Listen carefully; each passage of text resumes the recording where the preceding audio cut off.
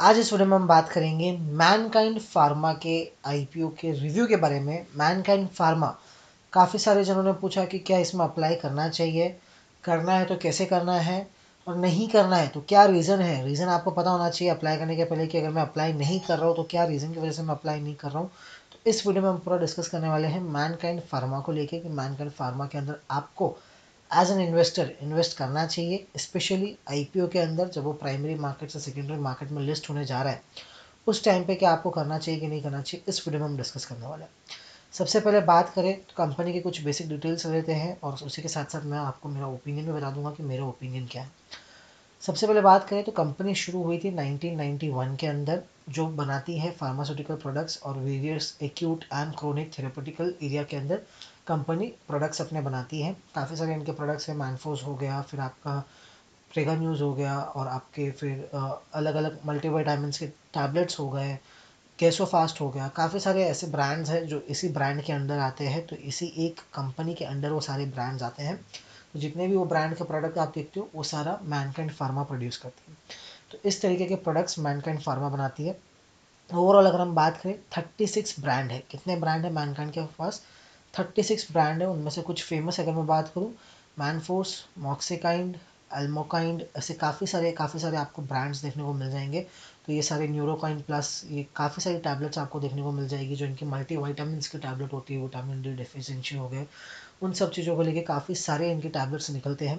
तो मेजरली हर एक के घर में एक ना एक टैबलेट तो इनकी कंपनी की कोई ना कोई मिल ही जाएगी। इस तरीके का इनका प्रेजेंस है ओवरऑल डोमेस्टिक मार्केट में बात करें।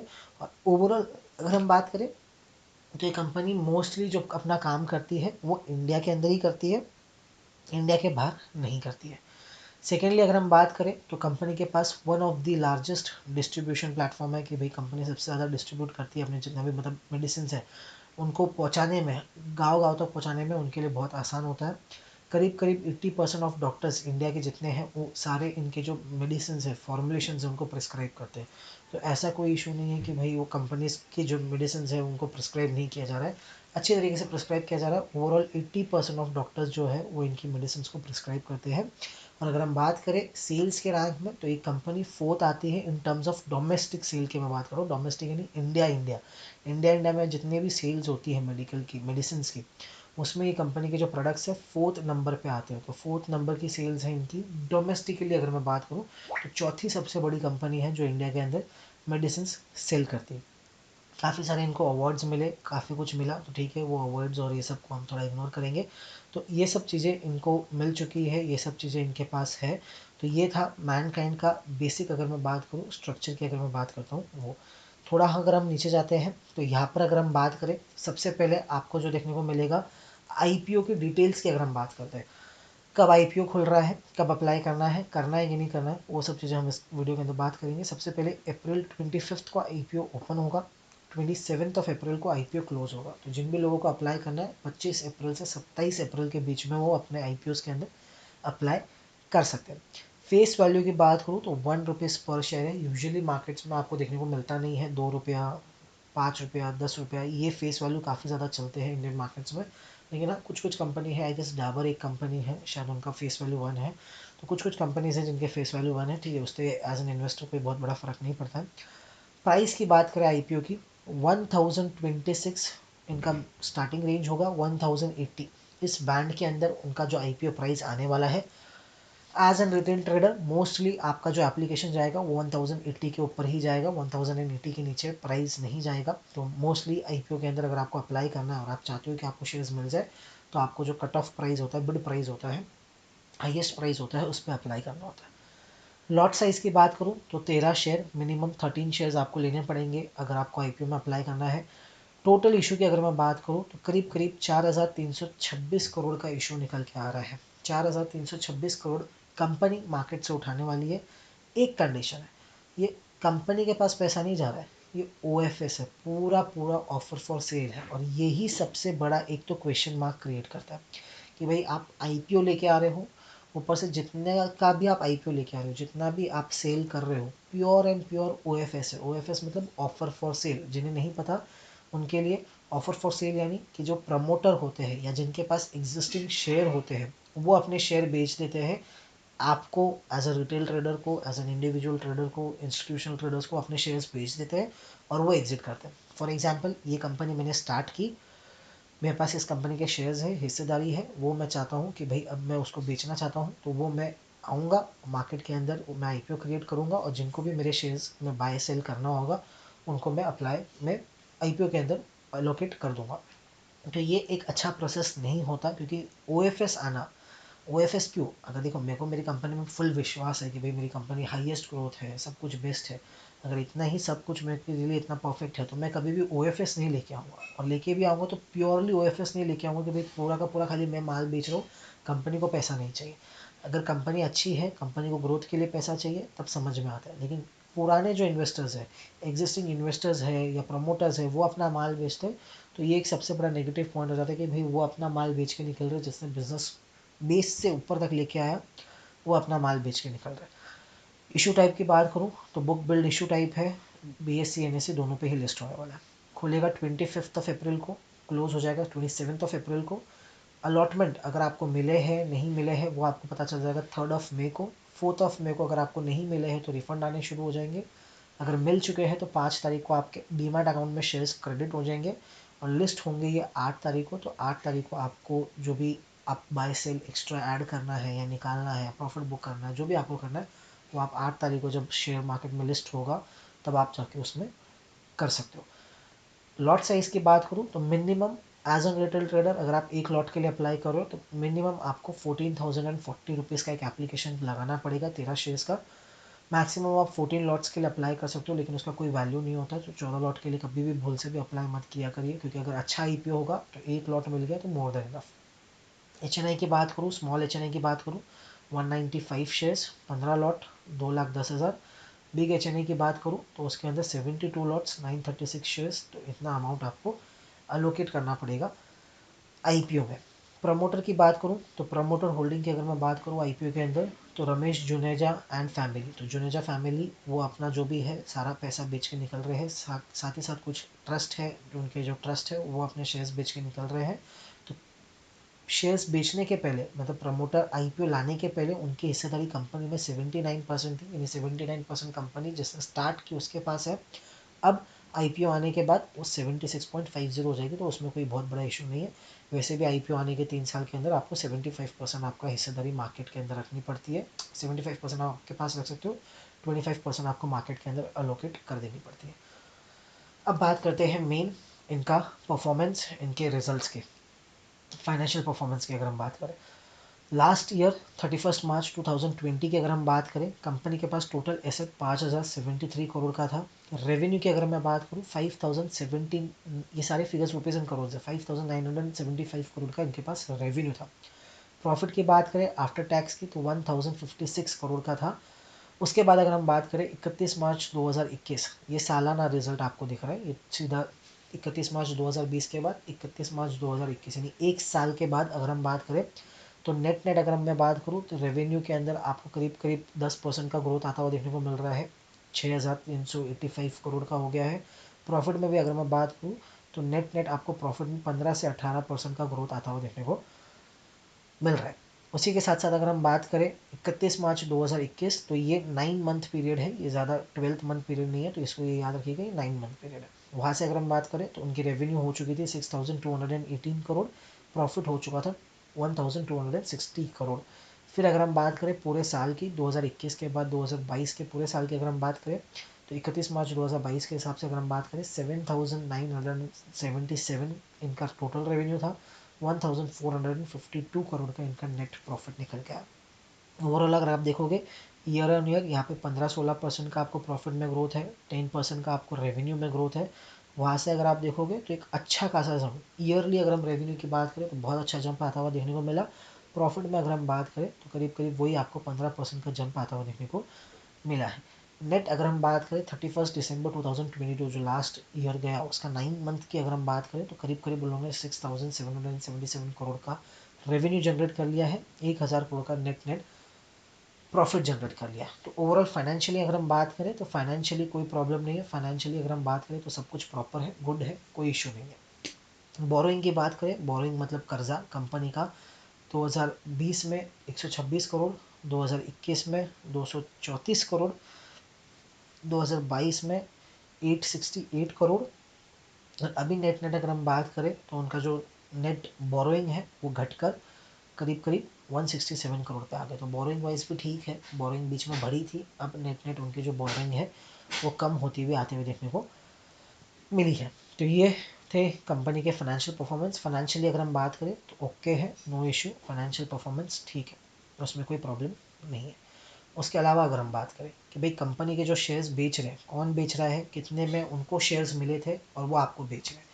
प्रमोटर की अगर हम बात करें, रमेश जुनेजा, राजीव जुनेजा एंड शीतल अरोरा, ये करीब करीब इनके प्रमोटर्स हैं जिन्होंने कंपनी स्टार्ट की। अब जिन्होंने स्टार्ट की उनको तो सबसे कम प्राइस में ही मिलेगा, वो तो ऑब्वियसली बात है, लेकिन उनकी प्राइस की अगर हम बात करें तो कोई प्राइसिंग नहीं है, नेग्लिजिबल कॉस्ट है। नेग्लिजिबल कॉस्ट यानी कुछ पैसों के अंदर है, मतलब समझिए आप स्टार्ट कर रहे हो, कंपनी स्टार्ट कर रहे हो, तो आपके पास जो हिस्सेदारी है वो नेग्लिजिबल कॉस्ट की है, कोई भी मतलब उसकी कोई वैल्यू ही नहीं है, क्योंकि वो इतनी कम कॉस्ट की है, एक एक दो दो रुपये भी उसकी एक शेयर की वैल्यू नहीं है। तो अगर हम बात करें तो जो कॉस्ट है एक्विजिशन ऑफ शेयर की अगर मैं बात करूँ as per promoter, that is negligible. दो तीन और लोग इसमें एग्जिट कर रहे हैं। कार्नेल हिल की अगर मैं बात करूं तो वो भी इन्वेस्टर सेलिंग शेयर होल्डर है, तो वो भी अपना एग्जिट ले रहा है इस कंपनी के अंदर। एंड आपका जो लिंक इन्वेस्टमेंट है वो भी एग्जिट ले रहा है, तो दो तीन ग्रुप्स और है जो एग्जिट ले रहे हैं। उसकी अगर हम बात करें, कार्नेल की बात करें तो उसका 276 रुपीज़ पर शेयर पे उसका नेट, अगर मैं शेयर्स की आज की तारीख में बात करूँ तो उसके जो नेट शेयर्स की वैल्यू आ रही है, कॉस्टिंग आ रही है, बाइंग प्राइस आ रही है, वो आ रही है 276 रुपीज़ की। और अब आपको ये शेयर कितने में बेचा जा रहा है, 1080 में, तो करीब करीब 5x रिटर्न उनके लिए हो चुका है। उसके अलावा अगर हम बात करें लिंक इन्वेस्टमेंट की और दूसरी कंपनी की अगर हम बात करें बीज लिमिटेड की अगर हम बात करें तो 550 रुपीज़ इनके लिए कॉस्टिंग आ रही थी, 550 रुपीज़। इनका भी इन्वेस्टमेंट करीब करीब 2x आपका हो चुका है, 2x के बाद वो एग्जिट ले रहे हैं। तो ये कुछ लोग हैं जो इन जो आपका ओ है उसके अंदर अपने माल बेच रहे हैं। प्रमोटर तो ऑब्वियसली थोड़ा बहुत स्टेक अपना बेच रहे हैं। सेकेंडली कुछ इन्वेस्टमेंट कंपनीज थे, कुछ इन्वेस्टर्स थे जो पुराने इन्वेस्टर्स थे, जो प्री आईपीओ से इन्वेस्टेड है, मतलब प्री सीड राउंड हो गया है, ऐसे जो अलग अलग राउंड्स होते हैं जब कंपनी लिस्टेड नहीं होती है, प्राइवेट इक्विटी की अगर मैं बात करूँ, तो उस टाइम से जो इन्वेस्टर्स हैं वो एग्जिट ले रहे हैं। उनमें से एक का करीब करीब 5x हो चुका है, एक का करीब करीब 2x रिटर्न हो चुका है। वो एग्जिट ले रहे हैं, आपको दे रहे हैं प्राइस 1080 रुपीज़। उसके अलावा अगर हम बात करें, कुछ परफॉर्मेंस की बात करें, तो पी की बात करते हैं। अब हम बात करेंगे कि क्या इसमें आपको अप्लाई करना चाहिए या नहीं करना चाहिए, क्या इस शेयर के अंदर आपको अप्लाई करना चाहिए या नहीं करना चाहिए। पी की बात करूं तो इसका पी अब भी करंटली 32.5 का पी चल रहा है। मार्केट कैपिटलाइजेशन की बात करूं तो 43,000 करोड़ के ऊपर कंपनी लिस्ट होगी अगर ये शेयर 1080 के ऊपर लिस्ट होते हैं। 1080 जो प्राइस रखा गया है उस प्राइस के हिसाब से अगर कंपनी लिस्ट करवाती है अपने शेयर्स और लिस्ट हो जाता है, तो इनकी जो मार्केट कैपिटलाइजेशन होगी वो होगी 43,000 करोड़ के आसपास। आर की बात करें 27, R O C 26, E P S 33 and R O net worth अगर हम बात करें तो वो 27, ठीक है। आर ओ और आर ओ सी की अगर हम बात करें तो वो अच्छा है, उसमें कोई इशू नहीं है। 20-25% फार्मा कंपनी के अंदर औसतन आपको मिल जाता है। ईपीएस की बात करें 33 रुपीज़ का ईपीएस है, सालाना ईपीएस की बात करें। अब अगर मैं बात करूं आपको कॉम्पिटिटर्स की कि भाई इनके कॉम्पिटिटर्स कौन है, इनके कॉम्पिटिटर्स, डायरेक्ट कॉम्पिटिटर्स की अगर मैं बात करूं, Sun Pharma, Cipla, Divi's lab, Ajanta pharma, फिर आपका औरोबिंदो, ये कुछ कुछ कंपनीज हैं जो इनके डायरेक्ट कॉम्पिटिटर्स हैं। अब उनकी अगर मैं वैल्यूएशन की बात करूं तो सन फार्मा का करंट अगर मैं पी रेशियो की बात करूं तो 27-28 पे चल रहा है, मतलब सन फार्मा आपको मैन काइंड से सस्ते पे मिल रही है। एंड माइंड यू उसका मार्केट कैपिटलाइजेशन की अगर मैं बात करूँ तो 2 लाख करोड़ से ज़्यादा इसका मार्केट कैपिटलाइजेशन 43,000 करोड़ का है। सन फार्मा का 2 लाख करोड़ से ज़्यादा है और उसका वैल्यूएशन वाइज अगर मैं बात करूँ, पी रेशो वाइज अगर मैं बात करूँ, 27-28 पे मिल रही है। सिप्ला की अगर मैं बात करूँ तो सिप्ला का भी आपको जो पी रेशो मिल रहा है वो करीब करीब 20-21 का मिल रहा है, 20-21 के पी रेशो पे सिप्ला अवेलेबल है। डिवीज लैब की अगर मैं बात करूँ तो 35 के पी रेशो पे अवेलेबल है। अजंता फार्मा आपको 26-27 के पी रेशो पे अवेलेबल है। और अगर मैं बात करूँ डॉक्टर रेड्डी जैसी कंपनी की अगर मैं बात करता हूँ, डॉक्टर रेड्डी की अगर मैं बात करूँ तो वो भी करीब करीब आपको 20-21-22 के पी पे मिल जाएगी। ये ओवरऑल अगर मैं बात करूँ, हार्डली कुछ फार्मा कंपनीज को छोड़ दूँ, एमएनसीज को अगर मैं छोड़ दूँ और थोड़ा सा जो अलग काम करते हैं उनको अगर मैं छोड़ दूँ, तो 30-35 से ज़्यादा का पी रेशो नहीं मिलता है, मतलब 30-35 से ज़्यादा का पी रेशो नहीं मिलता है। कंपनी जो पी रेशो लेके आ रही है वो लेके आ रही है 32 का, यानी एज एन इन्वेस्टर अगर आप अप्लाई करना चाहते हो, क्योंकि कोई भी आईपीओ में इन्वेस्ट क्यों करेगा, रिटर्न्स के लिए। कोई भी अगर मार्केट में इन्वेस्ट कर रहा है किसके लिए कर रहा है, रिटर्न्स के लिए। ऐसे तो कर नहीं रहा है कि भाई फ्री है चलो रिश्तेदार है, नहीं, रिटर्न चाहिए। अगर आप 14,000 लगा रहे हो तो आप ये सोच रहे हो कि भाई 14,000 का अगर 20,000 भी होता है, डबल हो जाता है तो बेस्ट, डबल तो छोड़ दीजिए। इस केस के अंदर 20% की भी ग्रोथ की अपॉर्चुनिटी नहीं दिख रही है एज पर मी। लिस्टिंग में आपको 20% से ज़्यादा का प्रॉफिट नहीं होने के चांसेस है। 20% से ज़्यादा का अगर लिस्टिंग मिलता है, अगर आप अप्लाई कर रहे हो, मेरी बात करूँ तो मैं अप्लाई नहीं करूँगा। क्यों? वैल्यूएशन वाइज बहुत महंगा है। 1080 जो प्राइस लेके आए हैं नहीं जस्टिफाइड है। 32 का पी लेके आ रहे हैं, बाकी कंपनी का अगर मैं एवरेज पी निकालूँ 30 का आ रहा है, ठीक है, आप 32 पे लेके आए, समझिए आप आपकी कंपनी 20% ऊपर लिस्ट हो जाती है, लिस्टिंग वाले दिन ही 20% ऊपर लिस्ट हो जाती है, आपका प्राइस करीब करीब 1250 के आसपास निकल के आएगा। उस पर आपका जो पी रेशो होगा वो 40 को पार कर जाएगा। ईपीएस में भी अगर मैं मानूँ कि आपका अभी 33 का ईपीएस है, उसमें भी 15% का आपको साल का ग्रोथ मिल रहा है ईपीएस के अंदर, ईपीएस आपका 38 हो जाएगा। 38 के ईपीएस पे भी अगर मैं बेस्ट वैल्यूएशन की अगर मैं बात करूँ तो जो करंट मार्केट प्राइस है ना, वही उसके लिए बेस्ट वैल्यूएशन होगा। तो फार्मा कंपनी के हिसाब से अगर मैं बात करूँ, क्योंकि ये कोई आईटी कंपनी, इनोवेटिव कंपनी नहीं है कि भाई आप इसको खाली सेल्स के बेसिस के ऊपर, ये पेटीएम जोमेटो नहीं है कि इसको खाली सेल्स के बेसिस के ऊपर आप वैल्यू करोगे। फार्मा कंपनी है, एस्टैब्लिश्ड कंपनी है, प्रॉफिट मेकिंग कंपनी है, तो आपको देख के उसको वैल्यू करना होता है। तो करंट अगर मैं बात करूँ, यहाँ पे ज़्यादा स्कोप नहीं है आईपीओ के अंदर, और ये आईपीओ इजीली अवेलेबल भी होगा। इजीली अवेलेबल यानी अगर आप एक लॉट के लिए अप्लाई कर रहे हो, हाई प्रोबेबिलिटी है अगर आप 4 या 5 डीमैट अकाउंट से अलग अलग अप्लाई कर रहे हो तो आपको 3 से 4 डीमैट अकाउंट में तो मिल ही जाएगा। तो मिलने के भी चांसेस ज़्यादा है।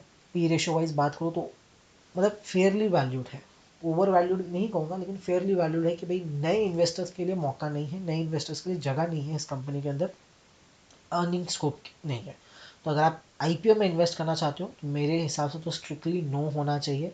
10-20% के लिए अगर आप आईपीओ में ले रहे हो तो ये याद रखिएगा रिस्क उतना ही है, 10 से 15%, 20% का इसका डाउन साइड रिस्क भी रहेगा। तो अगर मैं डाउन साइड रिस्क की बात करूँ तो वो करीब करीब आपको 10-15% मिलेगा, 15-20 आप मान के चलिए मैक्सिमम आपको मिलेगा लिस्टिंग डे के ऊपर। एंड वही अगर मैं अपसाइड की अगर मैं बात करूँ तो उसमें 20% से ज़्यादा का अपसाइड फंडामेंटली तो नहीं ही है।